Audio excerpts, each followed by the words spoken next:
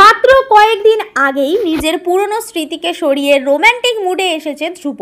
জোনাকি কেসে জিতেছে, রঘু রায় জেলে গিয়েছে, খুশির ঝলক দেখা গিয়েছিল ধ্রুব আর জোনাকির মধ্যে। মনে করা হচ্ছিল এবার সব ঠিকঠাক চলবে, কিন্তু তার মধ্যেই ঘটে গেল বিশাল বিপদ। আদালত থেকে বেরিয়ে ট্যাক্সিতে ওঠার সঙ্গে সঙ্গেই বোম ব্লাস্টে উড়ে যায় গোটা ট্যাক্সিটা। ধ্রুবর থেকে চিরদিনের জন্য আলাদা হয়ে যায় জোনাকি। যে বডি পাওয়া গেছে তার ডিএনএ রিপোর্টের সঙ্গে জোনাকির ডিএনএ রিপোর্টও মিলে গেছে। তাহলে কি সত্যি শেষ হয়ে গেল জোনাকির অধ্যায়?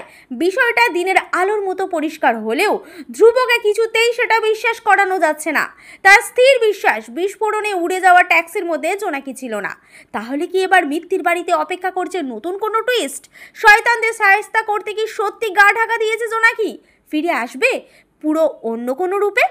জানতে হলে দেখতে হবে মৃত্যুর বাড়ি, শুধুমাত্র জি বাংলায়।